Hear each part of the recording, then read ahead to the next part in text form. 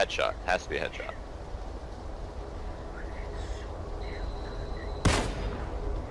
Hey, that's far. Okay, let me get. Yeah, he's in the tower, right? Oh! Oh! Let's go, baby! Woo! Let's go! Alright, well, fuck.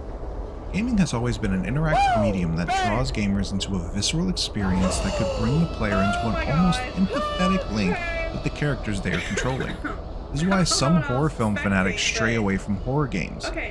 While watching Perry's brain activity when playing a stressful game like Elden Ring, you can see the parts of her brain relating to fear and stress glowing brightly. This kind of mental stimulation and reaction is what makes gaming such a unique medium. During 2020 quarantines, people who could work from home had to make that transition, and those who couldn't, well, they just couldn't work. For such a unique job as a race car driver, how would they keep their reflexes sharp? Why, with video games, of course. The technology behind simulation racing in video games has come so far that not only were some racing organizations using it to continue training, but they were even exploring using it for actual live races. And in 2020, James Baldwin, an esports gamer, went from a sim racing gamer to a Formula One champion in his rookie season. So if a simulation game can turn someone's dreams into reality, can it take someone into the depths of a personal hell?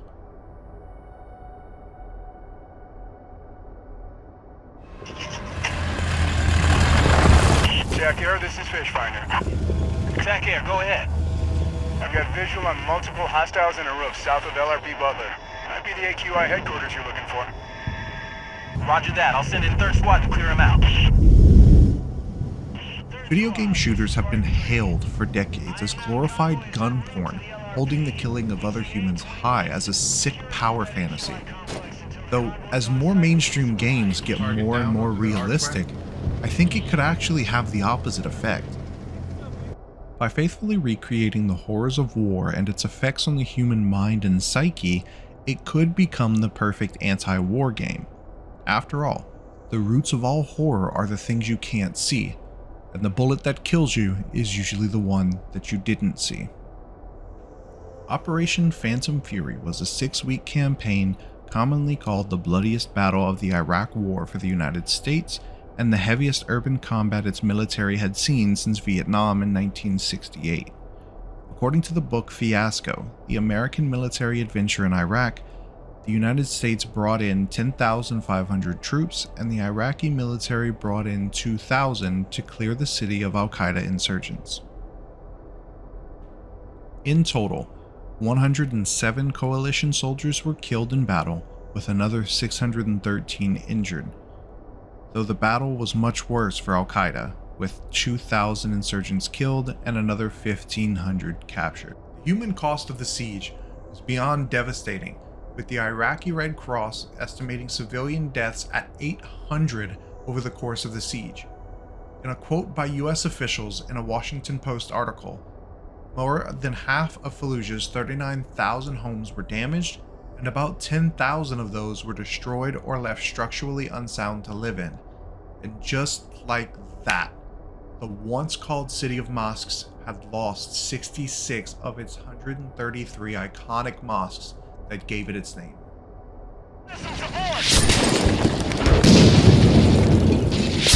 Acknowledge Beowulf 2. 1st Squad, get up there and help our boys out. Suspected sniper. The mosques were being used as strongholds, and so they were part of the buildings targeted, despite Article 27 of the 1907 Hague Regulations regarding the laws and customs of war on land, which states, "In sieges and bombardments, all necessary steps must be taken to spare, as far as possible, buildings dedicated to religion, art, science, or charitable purposes, historic monuments, provided they are not being used at the time for military purposes." So what happened? What were the rules of engagement? Right here, I'm standing on a brain model of our battle space. Whenever like something changes or there's going to be like a significant operation, The military gets a briefing from a legal officer who will tell you, essentially, here are your rules of engagement, which is to say, here's when you can pull the trigger, here's when you can't. And I had never been invited into one of those. I think they brought us in because they thought, we're gonna be killing a lot of people, so we're gonna want the reporters to kind of understand what the rules are here. So normally rules of engagement would be, don't shoot unless you're being shot at. It's a general conflict rule of engagement. These ones were really different. The rules were like dialed really far back, like really loose, you know? Guy picks up a cell phone, you can kill him. If you fire like one warning shot at a car, if it doesn't stop coming at you, you can kill. You were able to engage anybody within the city because we had instructed civilians to get out of the city. As long as you felt there was a threat, you can engage. So the question I'm sure you have is, how can a conflict with rules of engagement as loose as the Second Battle of Fallujah be the perfect subject matter for an anti-war game? It almost seems like a sick power fantasy. Let's get into that and start from the beginning. 6 Days in Fallujah was first imagined by Atomic Games in the early 2000s, shortly after their game Close Combat First to Fight was released in 2005. According to Destineer president Peter Tamte, the idea for 6 Days in Fallujah came from developing military simulations for the US Marine Corps using the 3rd Battalion 1st Marines as technical advisors until they were ultimately deployed to fight in the Second Battle of Fallujah. In an interview with Variety, Peter Tamte had this to say. The idea started with a Marine sergeant who had been medevaced out of Fallujah during the battle. I knew him well because he was one of the Marines who had been sent out to our offices to help build training systems. He called me just a few weeks after the battle and told me stories from Fallujah that were just incredible. Then he asked me whether we could build a game to recreate these stories. A part of the same coverage, then director Juan Benito told Variety. The main thing I want to get across is the importance of the stories of the Marines that we worked with and we were inspired by. That was the whole point of the game, was to make people understand what those individuals faced. The horrors. That was another pillar. Horrors and heroism. Contrasting some really horrible stuff. I saw the videos. We wanted to push the limits of what we could show in a game to do that, and players could have empathy and understand the people who really experienced it. In March of 2009, 6 Days in Fallujah was announced to the world less than 5 years after the battle for the city had ended. Regardless of the studio's good intentions, people were outraged. In a quote from an IGN editorial entitled "The Case for 6 Days in Fallujah," Michael Thomason explains, "Families of soldiers who were killed in Fallujah are still alive. They aren't the aged faces from generations past. They're young and active, and their brothers, sisters, husbands, wives, sons, and daughters were killed 4.5 years ago in a town few Americans even knew existed at the start of the decade." Now, hearing that summary of the controversy of the announcement, it kind of makes sense. I mean, the time between the end of World War II and the original Medal of Honor games was just over 40 years.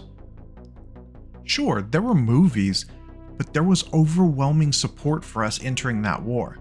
After seeing the beginning of what would become the longest active war for the US, it began losing favor from the general public. I think this is the key to the outrage. Not the subject matter, but the hate for the overall war. Now, while we were there to stop bad people from killing the innocent, due to the sheer damage and cost of human life caused by both sides that we talked about earlier, it's clear to see why.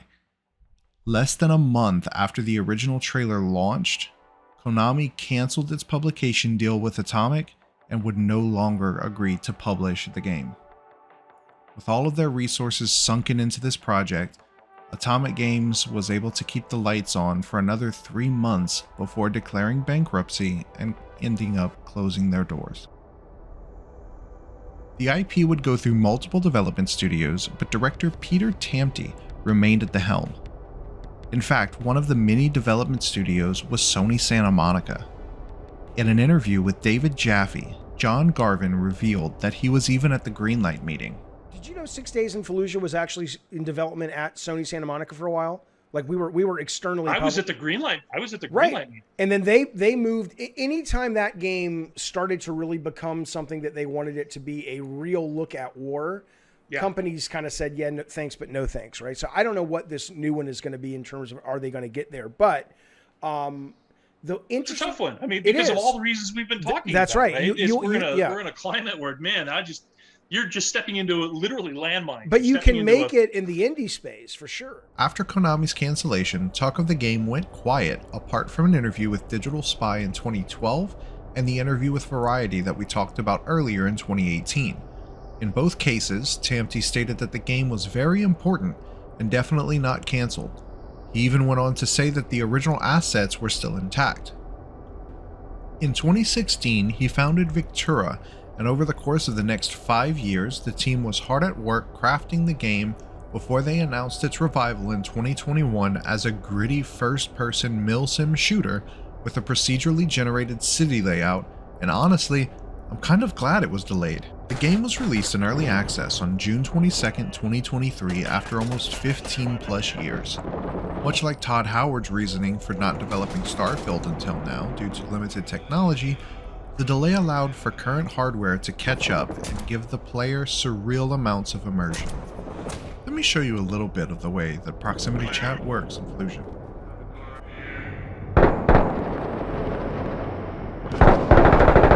Bedroom's clear. Bedroom's clear.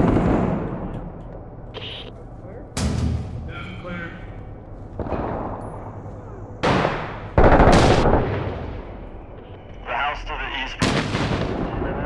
I killed 2 guys there, be careful. My current location is on a wall to the south, west of the mortar building. Watch your north flank as well. I got one guy advancing to there. Repeat. Watch each other's flanks in there. That's a lot of angles in that house. Copy.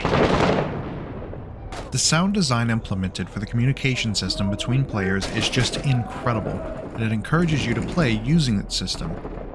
If you're standing near another guy on your fire team, for instance, you can hear him clear as day, but his voice grows dimmer as he gets further away.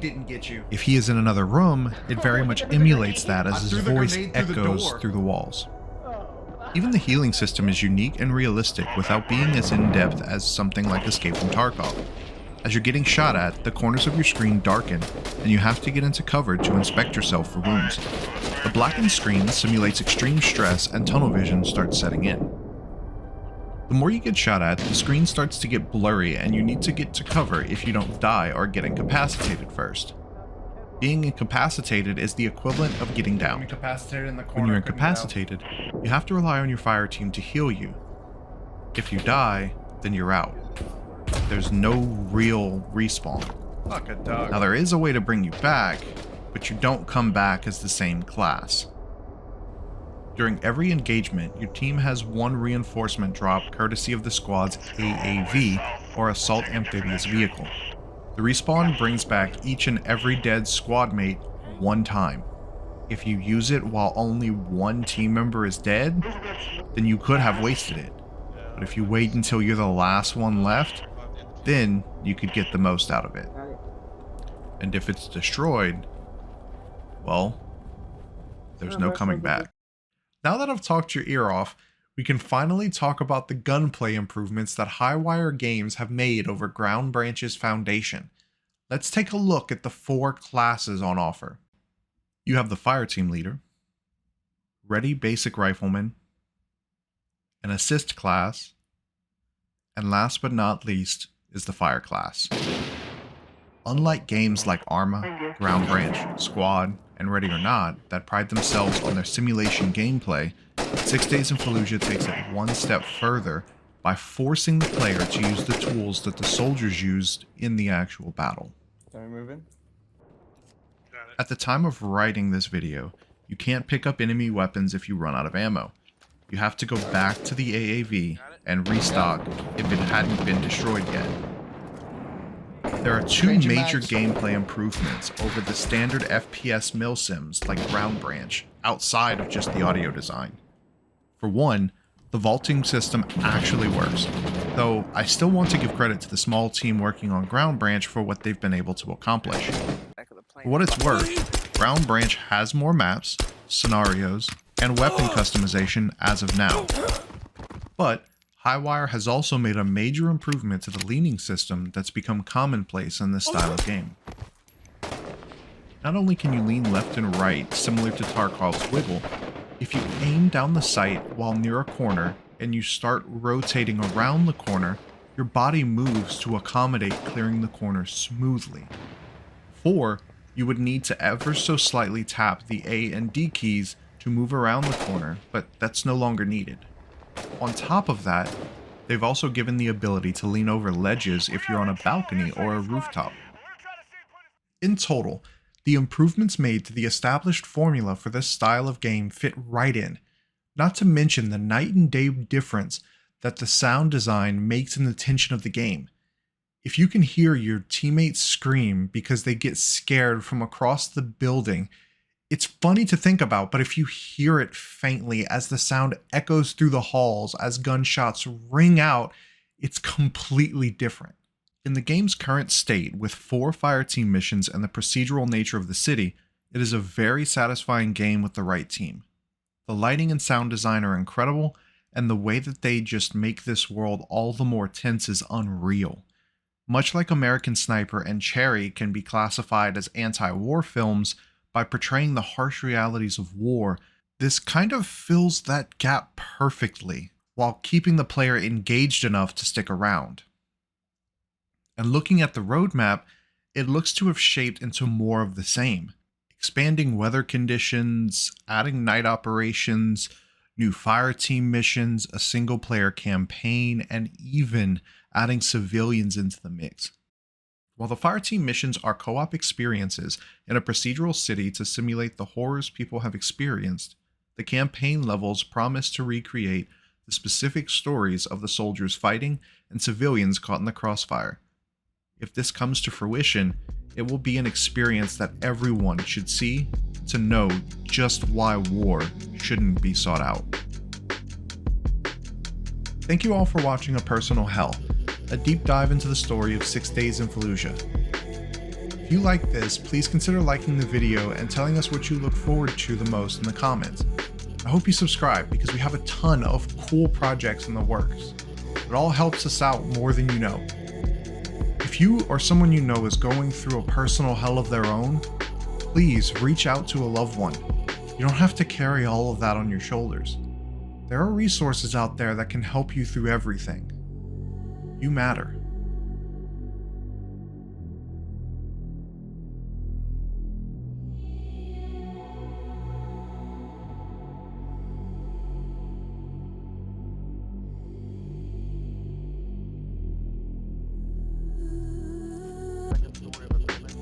Yeah. Speaking. So we're all gonna stick together. That one. Yeah. Yes. Yes. You want I to say we use back. Let's go. Let's get it. Oh shit! Oh, no. Bro, that could not have gone worse.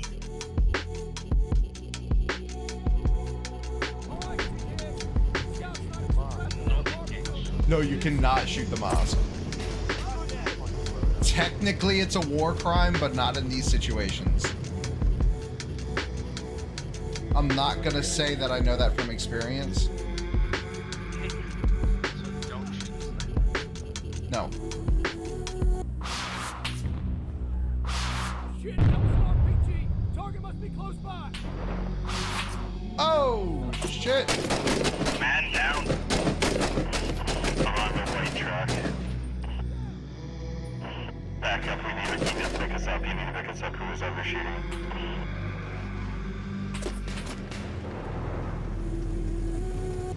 Dying. Dead. Shit.